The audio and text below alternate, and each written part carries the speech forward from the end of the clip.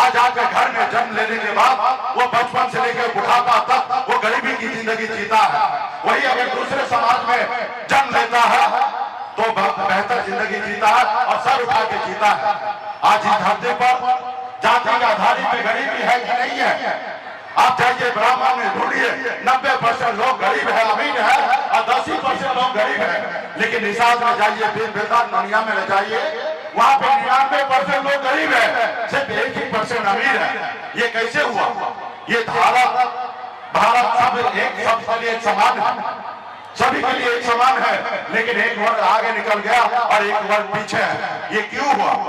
क्योंकि वो अपने बच्चे को पढ़ा लिखा के काबिल बनाया, अपने समाज के हक अधिकार के लिए लड़ाई लड़ा, और आप अपने बच्चे को पढ़ाए लिखाए नहीं और उनके अधिकार के लिए लड़ाई नहीं लड़े, जिसी का कारण है कि आपका समाज 99% लोग गरीब है। आपके बच्चे आपके गोद में दम तोड़ देता है, आप इलाज नहीं करा पाते हैं। वही जिसके पास पैसा है वो महंगे से महंगे हॉस्पिटल में इलाज कराता है। आज लोग क्या करते हैं? अभी मोदी जी आएंगे, मंदिर मस्जिद के नाम पे वोट मांगेंगे। आप बताइए ना, देश का सरकार का ये काम है मंदिर मस्जिद के नाम पे वोट मांगना?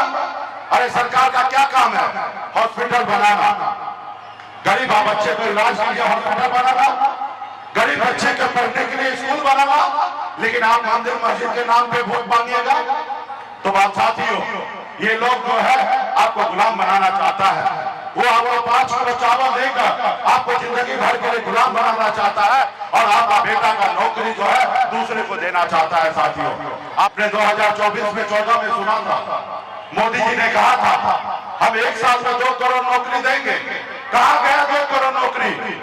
पूरे 9 साल में 9 लाख भी नौकरी नहीं दी आपने, और 9 सालों में 35 लाख लोगों ने रिटायरमेंट हुआ है, और मोदी जी पिछले 9 साल में 9 लाख नौकरी नहीं दे पाए। साथियों, आज कहीं ना कहीं आपको गुलाम बनाया जा रहा है, इसके लिए लड़ाई लड़ना पड़ेगा। तो क्या आप लोग लड़ाई लड़ने के लिए तैयार है?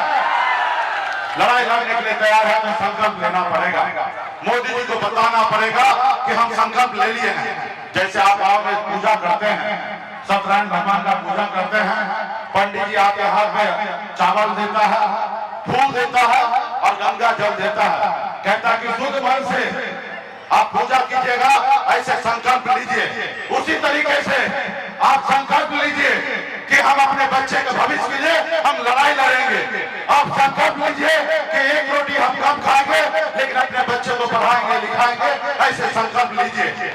आप संकल्प लीजिए कि आज रात को भी अपने समाज के हक अधिकार की बात हो तो उनके लिए हम खड़ा होंगे और उसके लिए लड़ाई लड़ेंगे, ऐसे संकल्प लीजिए। और जब संकल्प लीजिएगा तो मोदी जी देखेंगे, और जब मोदी जी देखेंगे तो हैरान और परेशान होगा।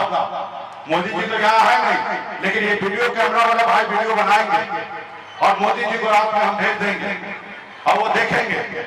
और इस बार हमने ऐसा दवा बनाया है, ऐसा दवा बनाया है, इस बार हमने एक वैक्सीन बनाया है। जैसे कोरोना काल में आपने देखा था, देश के डॉक्टर ने देश के लोगों को सुरक्षित करने के लिए एक वैक्सीन बनाया था ताकि देश के लोग सुरक्षित हो। इस बार हमने ऐसा वैक्सीन बनाया है कि आप जितना लगाइएगा ना उतना मोदी जी का कुर्सी हिलेगा, और जितना मोदी जी का कुर्सी हिलेगा ना उतना वो डरेंगे, और जितना डरेंगे ना उतना 2024 से पहले निषाद बिन बेदानिया मला का आरक्षण लागू कर देंगे। साथियों, आरक्षण लागू कर देंगे। वो वैक्सीन का नाम क्या मालूम है? उस वैक्सीन का नाम है गंगा जल। जितने भी यहाँ पे हमारे साथी माता बहन नौजवान गार्जियन आए हैं, सब वैक्सीन को निकालिए, सब लोग वैक्सीन को निकालिए, सब अपने अपने जेब से निकालिए, सब माता सब निकालिए, वैक्सीन को निकालिए। सभी को हाथ में लीजिए, इस तरह हाथ में लीजिए, ढक्कन को खोलिए, हाँ खोलिए, ढक्कन को खोलिए। सभी लोग ऊपर पे जो लोग हैं उन लोग भी को जो यहाँ निषाद का बेदानिया मला का बेटा है, माता है, अगर अपने बच्चे का भविष्य देखना चाहते हैं तो हाथ में लीजिए गंगा जल, हाथ में लीजिए गंगा जल। सब लोग अगल बगल में देने का काम कीजिए।